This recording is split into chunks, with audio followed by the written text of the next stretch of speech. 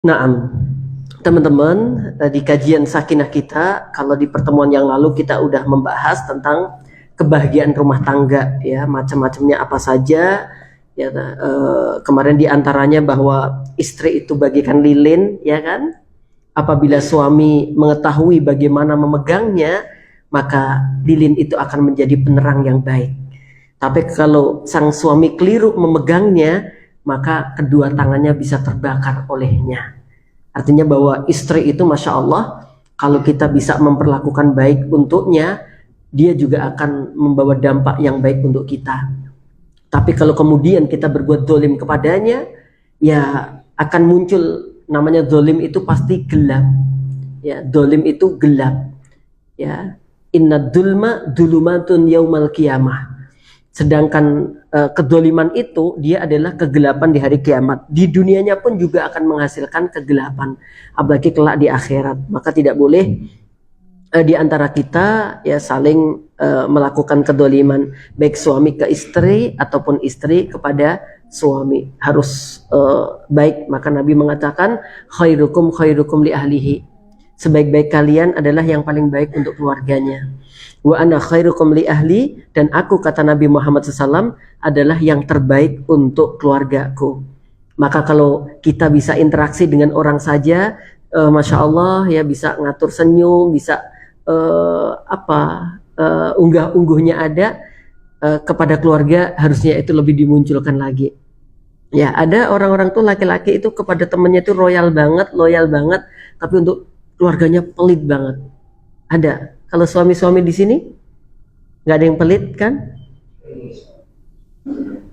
Aman ya, insya Allah ya. Jangan sampai istrinya sampai memarkup uang nota pembelanjaan gitu ya. Ya, kenapa dia markup? Karena memang kalau nggak di markup nggak dikasih sama suaminya. Ini bukan ngikuti berita yang beredar ya. Ini maksudnya ya karena baca postingan aja gitu loh ya. Ada yang ya sudut pandangnya macam-macam. Kenapa sampai dia ngakali nota, misalkan beli ya, misalkan kalau nasi pecel kan nggak mungkin pakai nota ya, sebagian tempat maksudnya di emperan-emperan pasar itu kan nggak mungkin pakai nota. Misalkan harganya 5.000 kemudian dibulatkan jadi 6.000, itu dibulatkan apa enggak ya itu. Tapi itu ada beberapa sudut pandang. Ada yang mengatakan, oh istri kok kayak gitu ya, ya Allah astagfirullah, masa sih sampai mau ngambil kekayaan suaminya dengan cara begitu. Tapi ada yang juga sudut pandangnya berbeda. Kalau si istri itu tidak ngakali kayak gitu, ya Allah tuntutannya besar, tapi kemudian gak ada dana yang diberikan. Ada yang begitu. Makanya kalau saya, manajemen saya itu masalah duit itu, kami kan gak doyan duit ya. Oh dilaci wes gitu aja. Uang mau ngambil, wes ambil dilaci. Yang penting pokoknya dicatat gitu. Ya tetap harus ada hitungan, nggak terus jor-jor gitu, dicatat, nanti kita bisa koreksi buat apa gitu. Makanya pemahaman uang suami, uang istri, wah itu harus didudukkan itu perkaranya, supaya seorang istri tidak semena-mena. Pokoknya uang suami, uang istri, sampai seorang suami belas nggak boleh bawa uang. Kadang-kadang kan gitu. Ya ini kadang-kadang merepotkan. Nah di sini juga disampaikan, musuh kebahagiaan rumah tangga adalah kritik pedas yang terus-menerus dan kecurigaan tanpa ragu. Perhatikan nih. Musuh kebahagiaan rumah tangga adalah kritik pedas, terus-menerus diucapkan dan penuh dengan kecurigaan tanpa ragu. Artinya begini, dia tidak banyak menghargai apa yang dilakukan oleh suami atau istri, tapi dia melihatnya dari pandangan yang terus mesti kurang. Kamu tuh sebagai istri harusnya begini, begini, begini, gitu. Sama juga si istri bilang begitu juga ke suaminya. Kamu tuh suami tuh harus begini, begini, begini. Apalagi suka membanding-bandingkan dengan keluarganya orang lain. Wah itu paling nggak enak tuh jemaah. Ya. Kritik pedas, kecurigaan terus-menerus. Itu. Jadi setiap ada suami kemana itu langsung dicurigai. Mesti itu. Saya kok aromanya mesti aneh ini.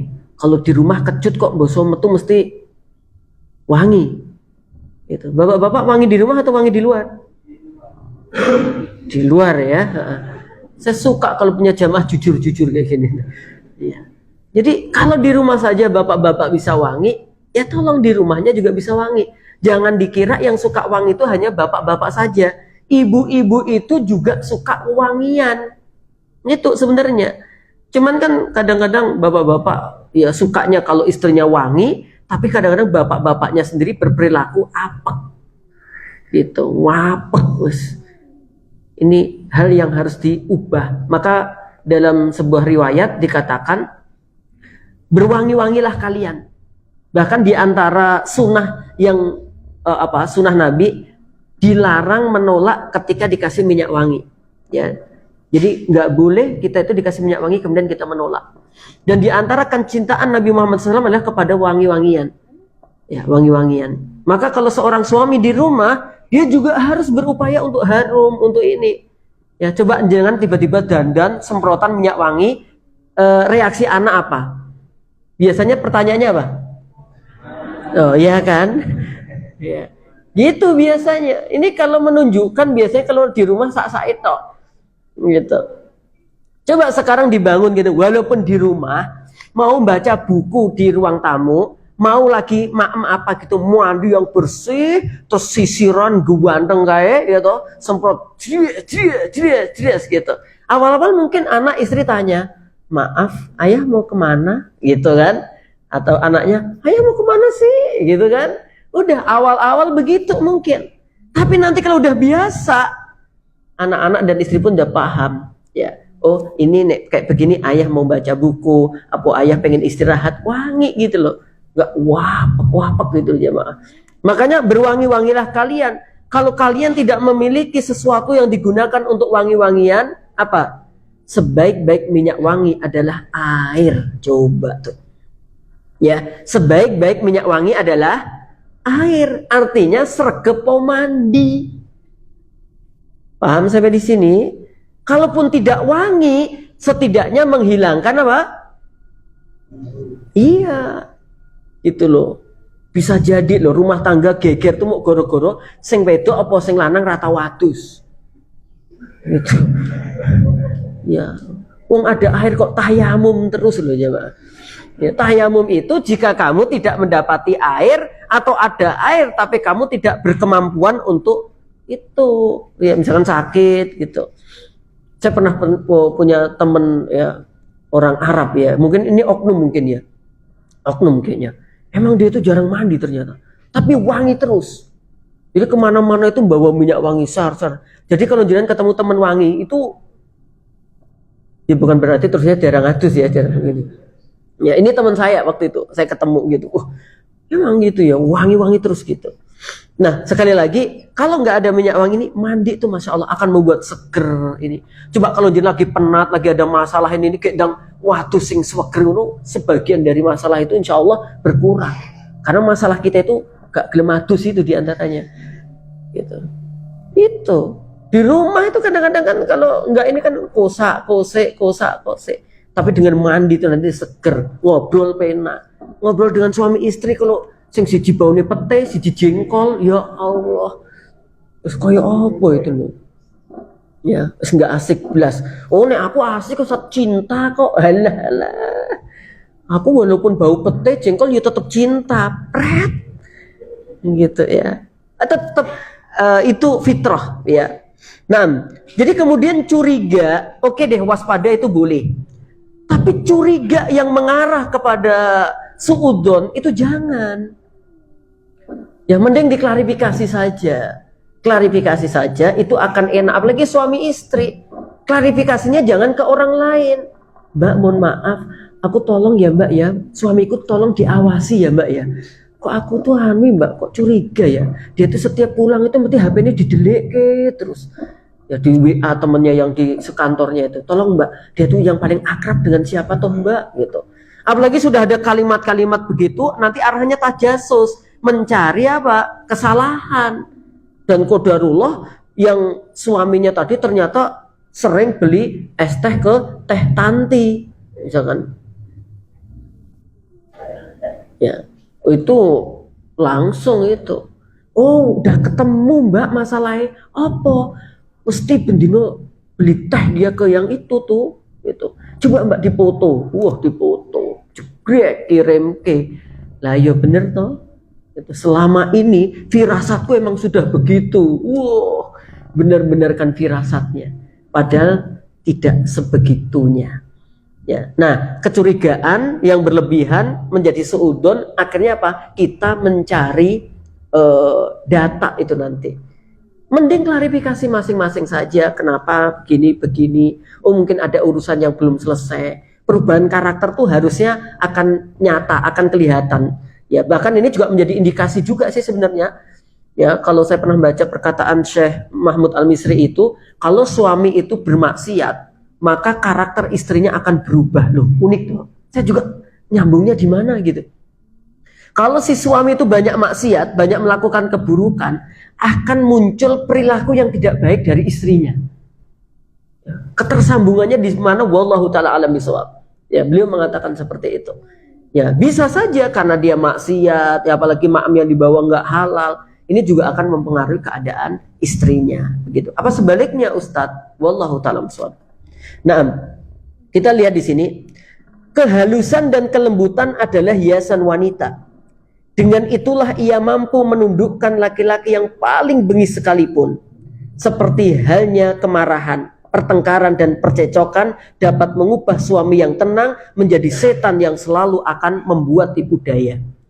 Jadi keadaan istri yang lembut, yang sabar, dengan izin Allah, itu nanti akan merubah karakter suaminya yang keras, yang bengis, yang jahat. Itu kalau istri itu melatih sabar, ya lembut, ya menasihati dengan baik, insya Allah akan berubah dengan izin Allah, biidznillah. Ya, tapi sebaliknya tidak sedikit wanita-wanita itu yang merubah karakter suami.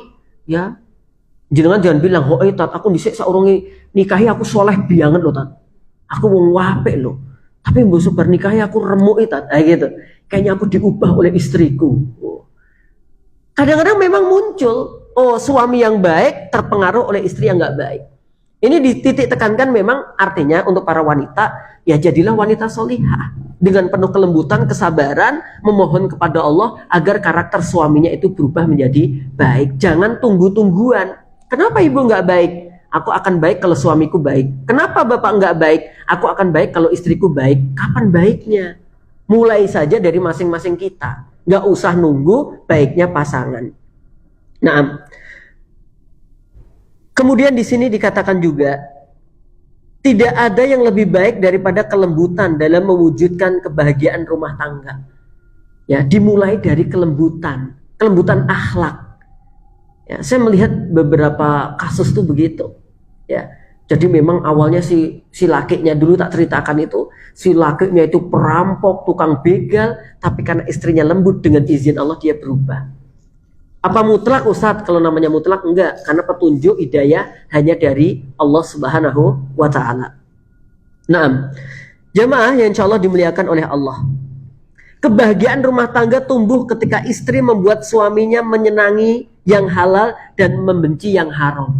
Tuh, kebahagiaan rumah tangga akan tumbuh ketika istri membuat suaminya menyenangi yang halal dan membenci yang haram.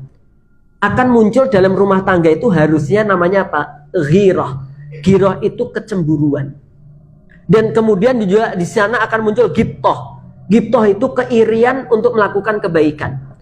Kalau misalkan kita buat imbang aja deh. Seorang suami misalkan, dia menikah dengan seorang wanita, dia menjadi istrinya.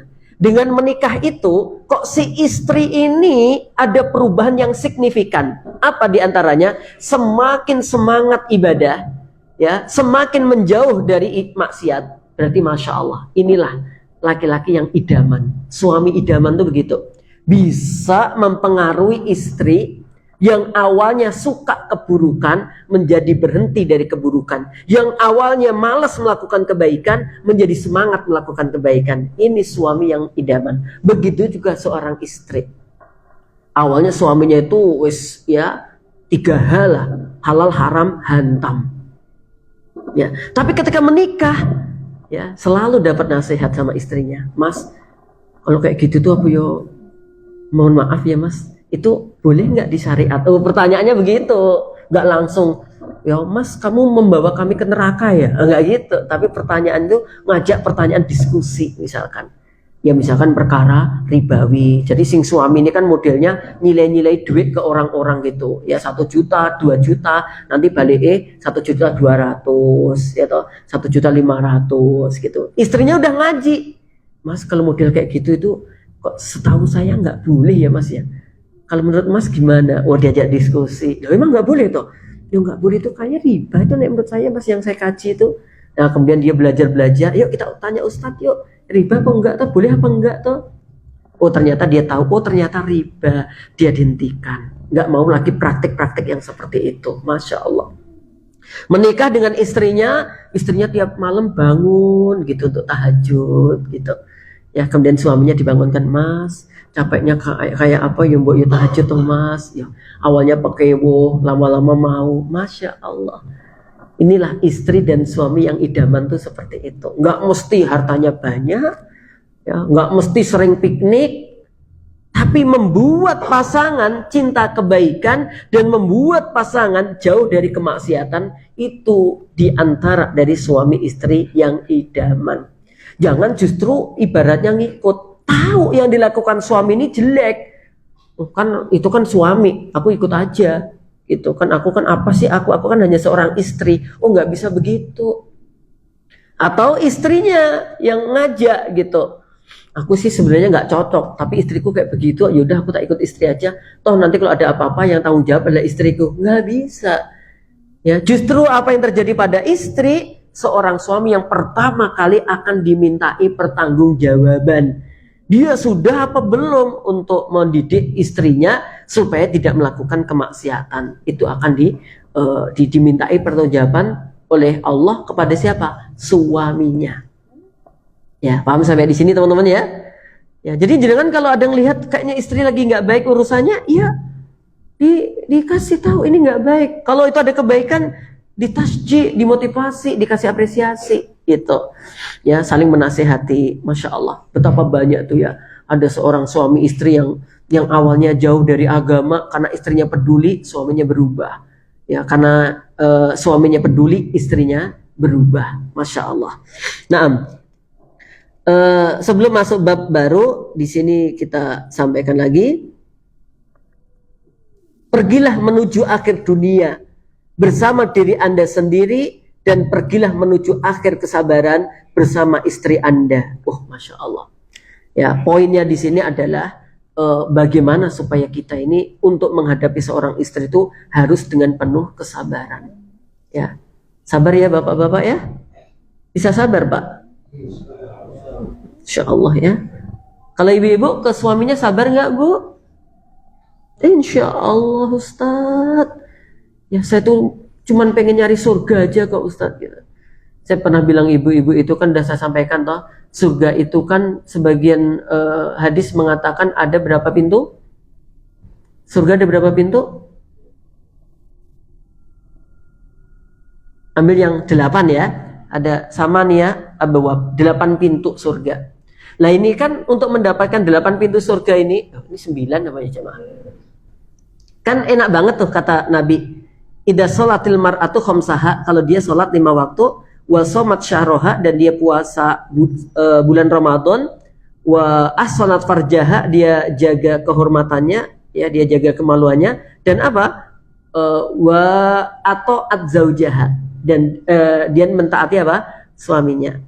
Kalau 4 hal tadi dikerjakan dengan baik, ya, sholatnya, puasanya, jaga kehormatan, taat sama suami, qilalah, dikatakan kepadanya, udkhulil jannata, masuklah kamu ke dalam surga, min ayyi abwabil jannati syi'ti, dari pintu surga mana yang kamu sukai. Berarti kan kalau kita ambil keterangan yang surga itu pintunya ada berapa tadi? 8 misalkan, ya kan? Berarti yang taat tadi itu ada 4 hal tadi, dia bisa masuk dari pintu mana saja. Saya ditawar sama ibu-ibu, Ustadz, yang poin 1, 2, 3 alhamdulillah aman Ustadz. Yang poin 4 aku nggak melakukan, nggak apa-apa Tat ya, dan aku nanti nggak apa-apa kok dikurangi pintunya yang 2, nggak apa-apa. Jadi pakai logika, Kalau 4 berarti berapa? 8 kan? Ya, berarti per ketaatan tadi nilainya berapa? 2 gitu loh ya. Jadi sholat 5 waktu 2 pintu. Terus puasa Ramadan 2 pintu. Menjaga kehormatan 2 pintu. Taat sama suami 2 pintu. Lah, ada ibu-ibu tuh nawar sing taat aku gak, aku abot, aku tak jujur aja. Aku tak masuk surga pakai yang 6 aja. Ya, maksudnya biarkan aku kalau nggak taat ambek suami itu gitu. Aku nek sing nomor papati ra iso tenan tat angel pokoknya wis aku tak mlebu lewat pintu sing 6 wae gitu. Jadi aku iso. Ya nggak bisa, ini satu paket ya, Mak. Nggak terus dikurangi loro terus ini gitu, enggak ya. Menunjukkan bahwa perkara itu perkara yang sangat penting sekali ya untuk seorang wanita. Bahkan coba ya, sampai puasa sunnah saja kalau suaminya hadir di rumahnya dilarang seorang istri puasa sunnah tanpa seizin suami. Menunjukkan apa? Menunjukkan bahwa ketaatan kepada suami itu harus dilakukan dan mutlak selama tidak memerintahkan untuk bermaksiat. Nah, kemudian dari kebahagiaan ini apa? Modalnya apa? Untuk memperolehnya, maka di dalam kitab ini dikatakan modal bahagia adalah takwa. Modal bahagia adalah takwa. Ya, modal bahagia adalah takwa. Sederhana saja, misalkan kita bacakan definisi takwa yang disampaikan oleh Ali bin Abi Thalib gitu ya. Di antara makna takwa itu adalah wal qanaatu bil qalil, yaitu seorang hamba bisa qanaah ya terhadap pemberian Allah yang dia merasa bahwa ini adalah sedikit.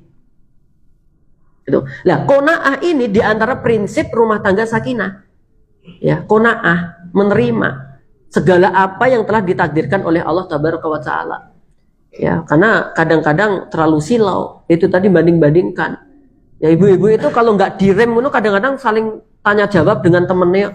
Nek sebulan lu dikai bojomu piro? Ngono. Aku 5 yuto. Oh, 5 yuto. Enak emen lho. Lah kowe piro? Aku 2,5 juta. Nah, gitu misalkan. Tekok koncone neh. Lah kowe, aku 15 kok. Iya. Wah, tambah remuk kae jamaah. Apalagi sing ditekok wis semakin jawabannya tinggi. 15, aku 3,1 ngono. Padahal belum tentu benar juga yang disampaikan mereka itu, tapi langsung mulai merengut kayak Mas, ternyata orang paling pelit itu jenengan gitu.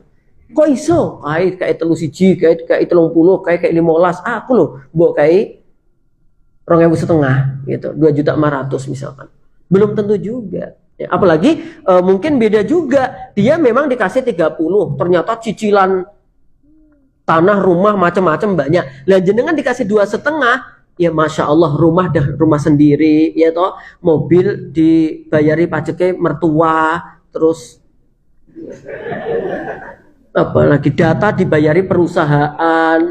Jadi jenengan walaupun 2,5 tuh janjinya udah utuh bersih itu. Yang 31 tadi bisa jadi nek dicak-cak kayak gitu, keri-keri karek 500.000 gitu loh.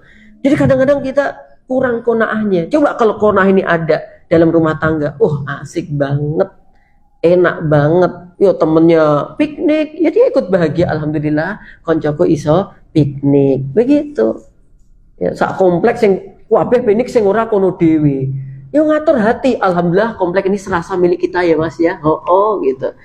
Itu aja enak gitu ya. Jadi nggak ribet. Tapi kalau orang tuh nggak ada konaahnya, udah. Oke. Teman-teman yang berbahagia, maka modal yang terpenting dalam kebahagiaan adalah ketakwaan. Sesungguhnya faktor terpenting dalam kebahagiaan suami istri adalah tegaknya rumah tangga atas dasar cinta dan ketaatannya kepada Allah, dan itulah takwa. Misalkan di dalam surah Zukhruf ayat 67. Al-akhillau yawma idzin ba'duhum li ba'din adu illal muttaqin. Al-akhilla, pertemanan yang akrab itu yauma idzin, di hari itu nanti, di hari kiamat, adalah ba'duhum li ba'din adu. Satu kelompok dengan kelompok yang lain akan menjadi padu. padu gitu loh, bermusuhan. Illal muttaqin, kecuali persahabatan akrab yang dibangun atas dasar ketakwaan. Jadi rumah tangga itu kayak masjid, ada yang usisa ala ghairi taqwa, ada yang usisa ala ghairi taqwa, ada yang usisa ala taqwa. Ada rumah tangga yang dibangun atas dasar ketidaktakwaan, ada juga rumah tangga yang dibangun atas dasar ketakwaan.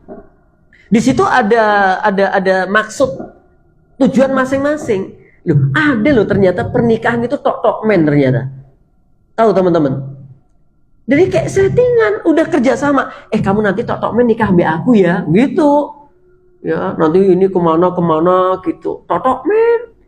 Gitu. Ada lagi yang nikah itu hanya untuk menyakiti mantannya. Ya Allah, mantan loh jadi disakiti coba. Jadi ada ya, niatnya dia nikah itu untuk dendam, nggak ada cinta kepada suami yang itu, tapi dalam rangka untuk nyakiti yang sana. Ada juga nikah itu yang tujuannya apa? Untuk memperbaiki keturunan. Dan ini benar-benar konsultasinya ke saya, dan saya bubarkan pernikahannya. Tapi nggak bubar.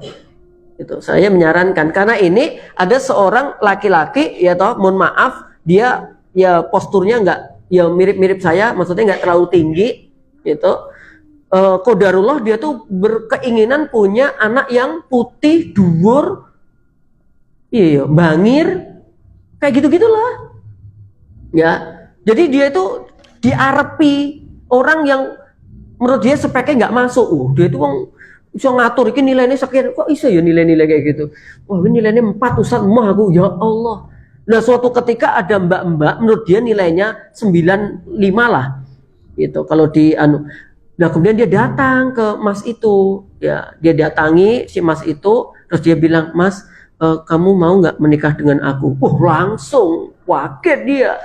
Ya, habis itu nggak ada kata kecuali iya gitu. Tapi kata mbak ini, aku ini orang terdolimi Mas gitu. Terdolimi apa? Saya ini ditinggal lari oleh pacar saya. Kayak saya ini udah hamil gitu. Ya. Kemudian sisi laki-laki ini dia bingung. Ya Allah, sebenarnya aku nggak mau, tapi kok yo eman-eman. Ini mbak Eki gede, dhuwur, putih. Sejak awal dia pengen punya anak apa? Yang kayak begitu. Dan akhirnya diterima sama si itu.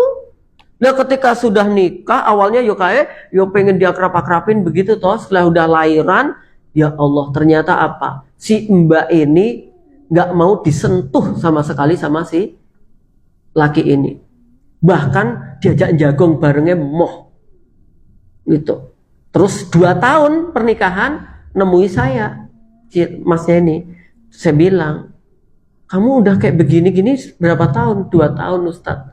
Terus tujuan awalmu apa dulu? Yaitu pengen punya anak yang gede, dhuwur, putih, ngono. Akhirnya waktu itu kamu terima dia, Terus kamu hubungan suami istri enggak? Tak cedake moh aku dikibatke yo. Kan gede dhuwur kono ambek sing iki dimakwek ngono jatuh kan dia.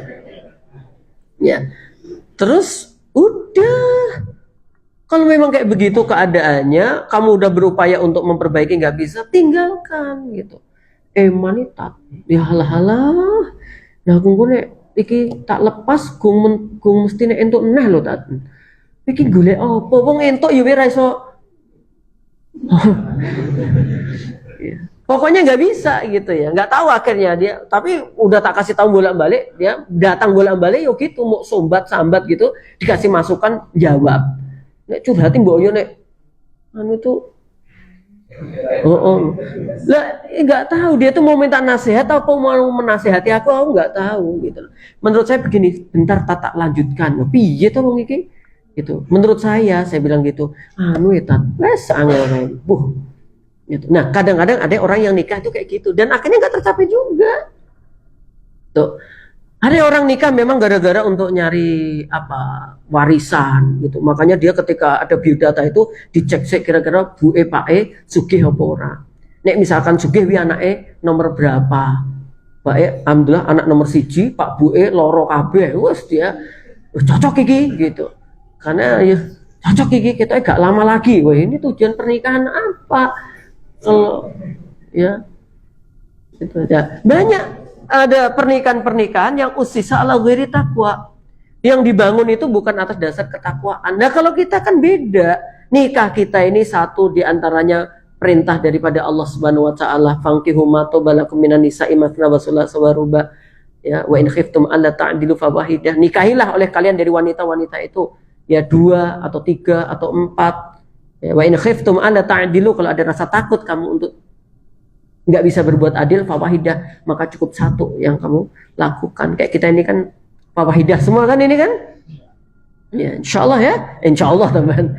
Wa in khiftum alla ta'dilu, karena kita ini takut berbuat adil gitu. Akhirnya kita satu. Ya nggak apa-apa. Walaupun kita sering dibully sama orang penakut ya gitu. Nggak masalah, itu buktinya ya gitu aja daripada enggak kok Allah gitu ya. Nah, jamaah berbahagia ya, nah, laki-laki semuanya pengen karepe gitu. Karepe ya. Kecuali yang di depan ini beda gitu, bedanya apa, luweh karep meneh gitu ya. Tapi banyak hal yang membuat tidak neh. Ya. Jangan manas-manasi ya jamaah ya. Sampai mana tadi? Ya. Nah, jadi ada memang pernikahan yang tidak didasari ketakwaan dan ada pernikahan yang didasari ketakwaan. Di antaranya tadi ya, karena memang itu perintah dari Allah. Kemudian juga bagian daripada sunnah Nabi Muhammad sallallahu alaihi wasallam. Faman raghiba an sunnati an nikahu sunnati. Nikah itu sunnahku, kata Nabi Muhammad sallallahu alaihi wasallam. Faman raghiba an sunnati falaysa minni. Siapa yang dia tidak pengen menikah, maksudnya yang benci, ya kalau nggak menikah karena suatu hal nggak masalah. Kalau benci sunnahnya Nabi, ya maka falaisa minni, bukanlah dia dari golonganku. Aku lupa jamaah, ternyata ini hari Jumat ya. Jadi sebentar ini ngobrol kayak gini tuh asik masalahnya. Oke, jamaah berbahagia. Kemudian nikah juga digunakan untuk apa orang yang bertakwa itu? Untuk menjaga kehormatan, gitu. Ini yang di atas takwa itu diantaranya karena Allah, mengikuti sunnah Nabi, menjaga kehormatan. Ya, makanya hukumnya beda. Orang yang melakukan mohon maaf zina, yang dia udah menikah dan belum menikah itu beda hukumnya. Gitu. Maka dengan menikah ya secara biologis ya dapat tersalurkan dengan baik dan masya Allah. Jamaah berbahagia, insya Allah dimuliakan oleh Allah Tabaraka wa Ta'ala. Maka ketaatan ini memiliki pengaruh besar dalam menyatukan suami dan istri. Kalau sudah karena ketakwaan dan ketaatan, ya fokusnya udah bukan lagi masalah kecantikan, bukan masalah kegantengan, bukan masalah punya uang apa nggak punya uang, karena dia sudah satu kesatuan gitu. Jadi udah bukan lagi membahas ya hal-hal yang remeh-remeh kayak begitu, tapi bagaimana kendaraan ini sudah menuju belum ke arah surga, sudah belum dibekali dengan perbekalan yang baik. Teman-teman, ya insya Allah dimuliakan Allah, paragraf terakhir di sini, karena hanya Allah yang memberikan petunjuk, keberkahan, dan yang dapat menyatukan hati. Untuk itu, ketakwaan menjadi modal utama untuk keluarga bahagia. Terus diperbaiki rumah tangganya, dievaluasi, ya dan macam-macamnya. Kalau ada kesulitan, ini apa masalahnya? Dicek lagi, jangan-jangan ada kemaksiatan dalam rumah tangga kita, dicek lagi jangan-jangan ada kedoliman dalam rumah tangga kita, ya, atau orientasinya yang macam-macam. Wallahu taala a'lam bishawab. Kita masuk ke tanya jawab. Ada yang ditanyakan teman-teman?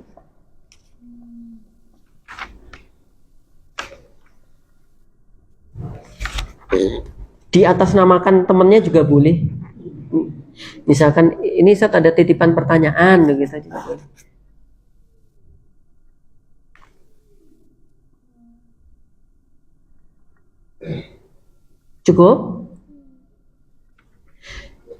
Cukup ya, sambil direnungkan masing-masing ya. Ya, buku kita masih tebel ini, aman insya Allah ya. Ya, kalau masih tebel aman insya Allah. Ya. Jamaah berbahagia, sebagai penutup untuk kajian kesempatan hari ini, mari kita kembali untuk melihat bahwa rumah tangga ini jangan dianggap sesuatu yang remeh. Ya, harus ada perhatian khusus untuk pasangannya, ya untuk anaknya, untuk urusan rezekinya, gitu. Karena orang yang paling dekat dengan kita nanti adalah keluarga kita, gitu. Jangan menyengaja untuk menyakitinya. Ya, berikan perhatian yang cukup untuknya. Baik secara zahir, makanan, tempat, pakaian, ataupun secara batin. Ya, sehingga ada nafkah zahir, ada nafkah yang batin. Ada ketenangan yang bersifat fisik, ada ketenangan yang bersifat non fisik atau psikisnya. Semoga Allah Subhanahu wa taala masukkan kita termasuk golongan keluarga-keluarga yang diridhoi oleh Allah Subhanahu wa taala. Ada masalah bukan berarti rumah tangganya tidak bahagia.